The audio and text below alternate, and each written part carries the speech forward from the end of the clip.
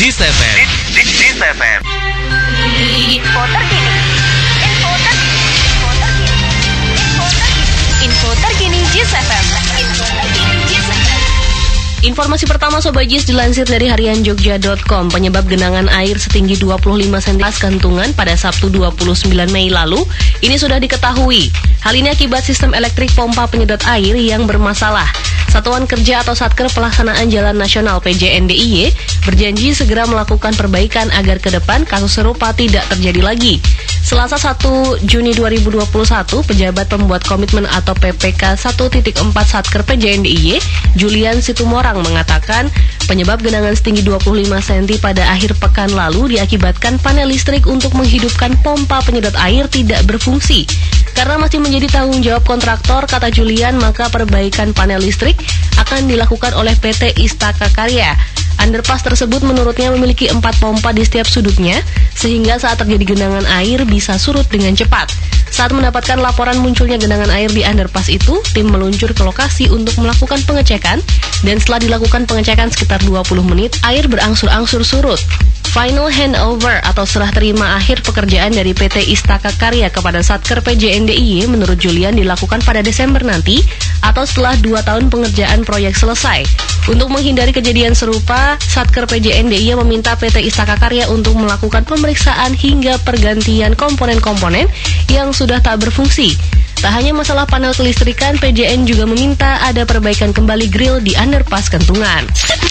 Info terkini. Beralih ke informasi selanjutnya dari dunia internasional dilansir dari CNN Indonesia. Duta Besar Republik Indonesia untuk Arab Saudi, Agus Maftuh Abe Gabriel, ini mengatakan bahwa hingga kini pemerintahan Raja Salman belum mengumumkan secara resmi keputusan kuota haji 2021.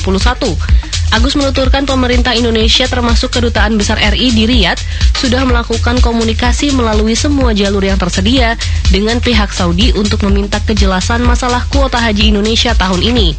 Ia menuturkan upaya komunikasi itu bahkan sudah dilakukan Indonesia hingga ke level tertinggi yakni Raja Salman dan putra mahkota Mohammed bin Salman.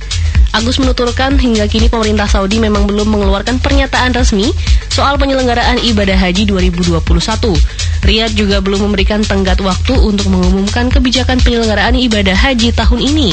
Sejak 2020 lalu, Saudi membatasi gelaran ibadah haji hanya untuk penduduk dan warga asing yang telah berada di negara itu demi meredam penularan virus corona.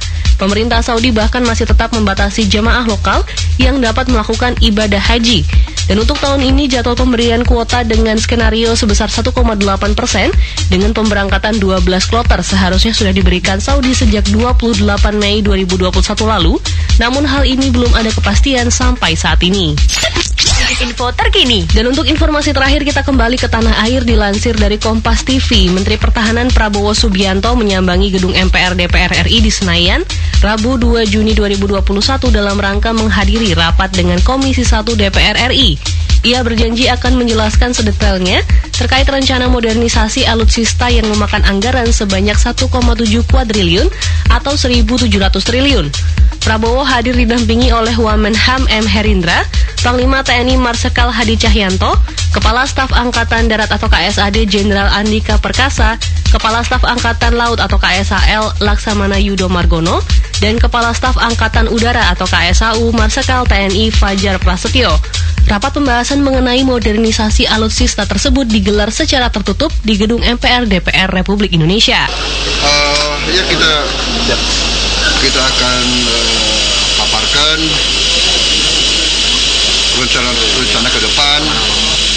Tentunya akan ada tanya jawab dan sebagainya. Ya, kita akan berusaha menjelaskan yang segamblang-gamblangnya. Apa itu yang anggaran yang 700 gitu?